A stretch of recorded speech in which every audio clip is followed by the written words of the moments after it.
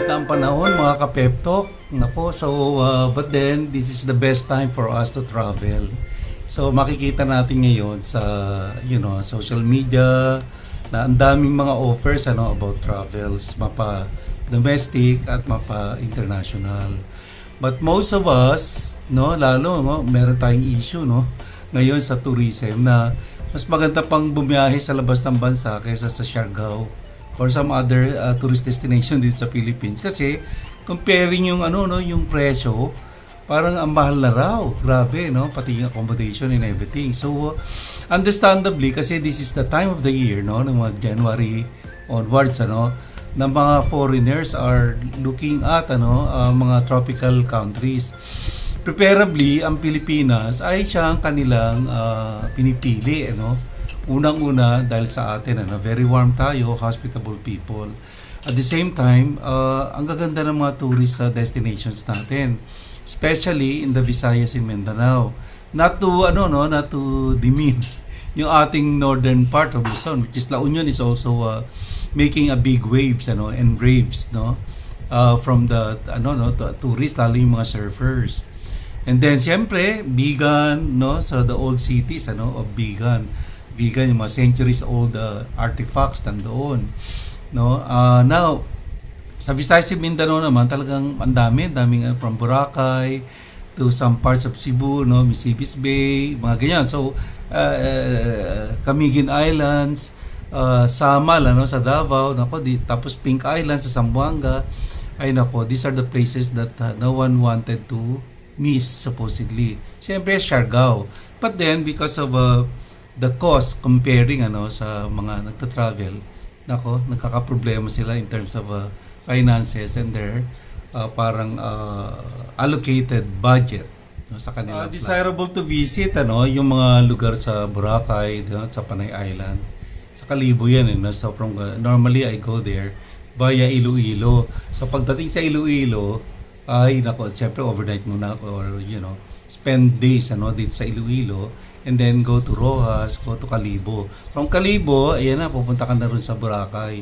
It's couple of hours doon nasa Boracay ka na. And then sa Cebu naman marami ring mga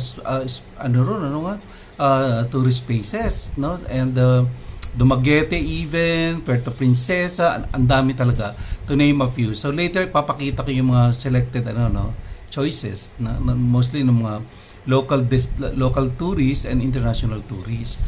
So doon so yan, makikita yung mga liquid kagaya ng tubig tatapon mo yan kasi haharangin ka.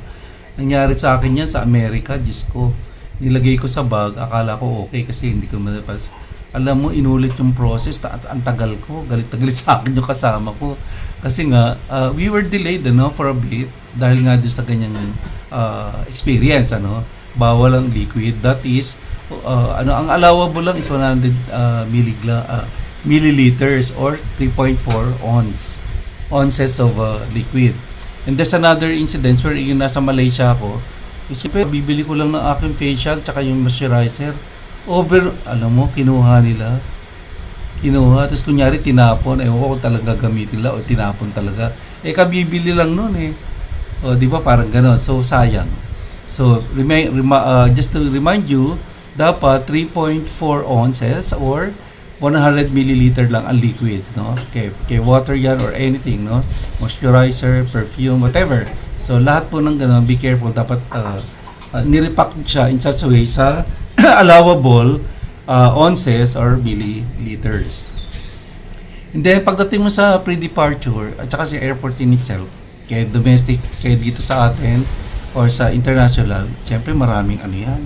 Daming tao, tsaka hindi natin alam things happens. Ingatan po ang mga gamit kasi hindi natin alam kung mayroong mga things happens. Now, it happened to me in Bangkok, in one of my trips in Bangkok kasi pabalik-balik ako dyan sa Bangkok, professional and personal trips. Nag-CR ako, siguro nahulog yung cellphone ko. Pagdating ko doon sa pre-departure sa Bangkok Airport, hindi ko makita, ganun, blah blah blah blah blah. So therefore, pumunta ako sa yung lost and found. Alam mo, lo and behold, napaka-honest sa mga Thai, yun, after verification at nalaman na ako yun, binigay kagad. So yung mga ganon, ano. So these are the things that you will be careful, no, lalo pag wala tayo dito sa country natin. So ingatan ng gamit, ano, lalo doon sa area na pre-departure or sa airport, no. So there. And then para hindi tayo magkamali, so sometimes yung ignorance natin, ano, will not excuse us for our ignorance in sa laws, no, and policies, laws, and regulations of the country that we are visiting. So importanteng meron tayong konting kaalaman patungkol sa kanilang mga restrictions and allowable procedures, no, para hindi tayo nahuhuli or hindi tayo magkaroon ng problema. So konting review lang po, nasa Google naman yan, di ba? So pwede pong gano'n. And then I think I have shared some of the important parang travel trips, travel tips rather, no, para sa ating mga international travel. Yung pinocus ko international kasi yan yung mas kailangan mag-ingat talaga. So later ko na yung kung paano yung sa domestic naman natin. So with that, yes, explore the world, explore the world, mga ka-pep talk. And I'm sure you will enjoy the world, no? A little bit of it. And the best time to travel is now, no? Kung yung capable pa tayo, at the same time may capacity pa tayo, no, na mag-travel. So there. So enjoy the places that you're going to be visiting and happy travel.